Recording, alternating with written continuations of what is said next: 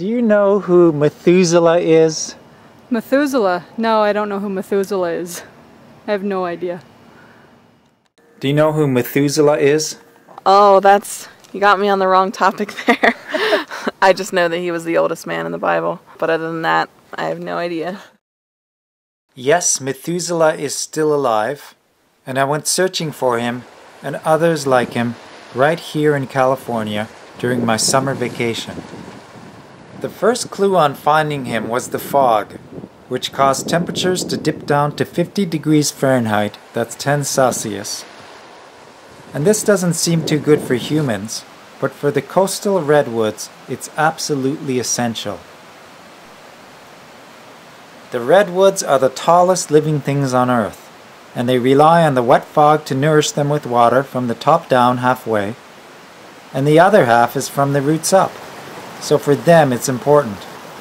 But for my wife, son, and I, it was too cold, so we traveled inland up to a warmer place called Yosemite Valley.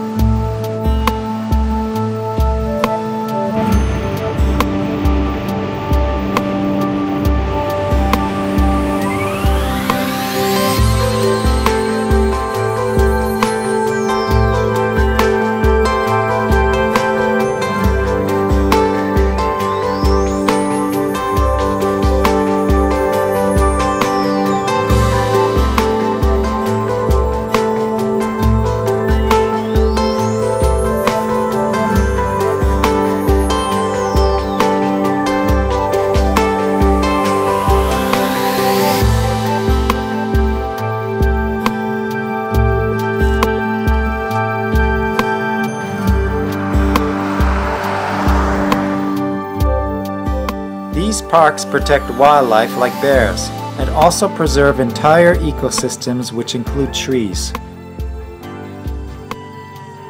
Trees are the most magnificent of all plants. They've colonized almost every part of the earth, and among them we find the largest, oldest, and tallest living things on the planet. And they provide us with oxygen, shade, shelter, peace, and beauty.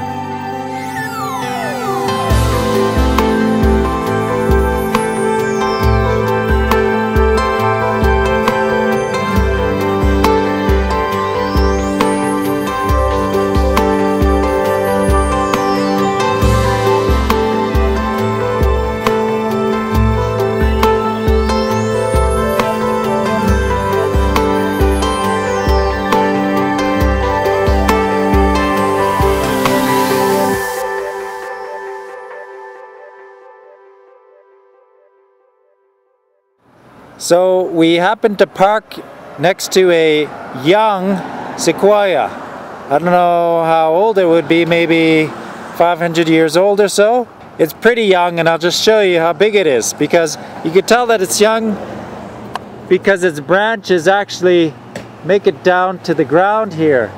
You see, it's got the typical sequoia leaves, which aren't really needles. They look more like cedar leaves, really. Philip, stand next to it. Try hugging it. Can't really do that. There it is.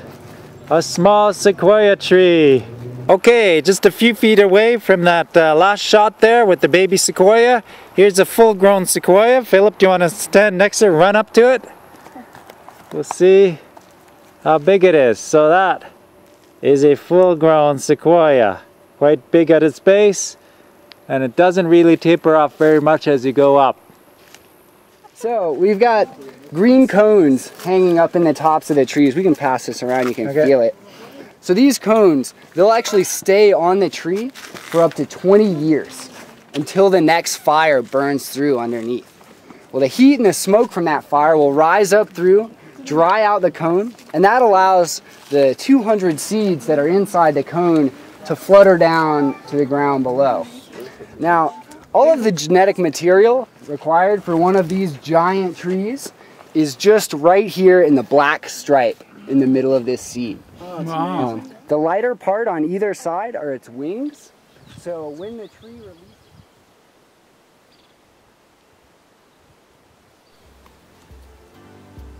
The largest, most massive living thing on Earth is found here in Sequoia National Park.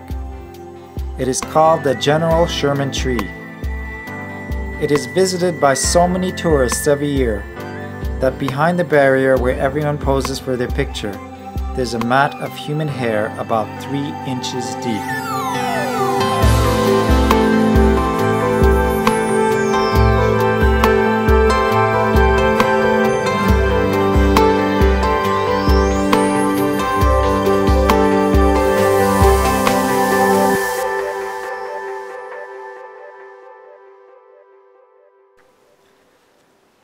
In the late 1800s, many of these sequoia trees were logged. The irony of the logging of these trees is that when they cut them down, they fell with such a colossal boom and splintered to so many pieces that up to 70% was unusable and the rest was used for roof shingles, fence posts, and even toothpicks. We're here about 20 million years ago.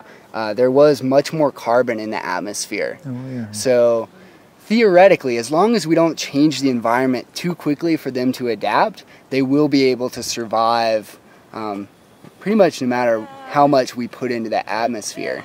So through global warming, we're just restoring it to the dinosaur type atmosphere, right? Yeah, it's similar. I mean, just nature is just so incredibly adaptable. It's virtually impossible for us to kill the planet, which really is, you know, I was very pessimistic until I started thinking about it that way. But something will survive, and new chains, new branches of evolution will continue. So, Do you think we're going to be part of being the caretakers of our planet or not? no, I don't think that we're the caretakers of the planet. The planet is the caretaker of us. The oldest bristlecone in the forest is Methuselah, and it's 4,800 years old, approximately. A lot of bristlecones look dead, but how do you know that they're alive? Because they look like they're 90% just dried dead. As long as they still have some needles, like foliage on them, they're still alive.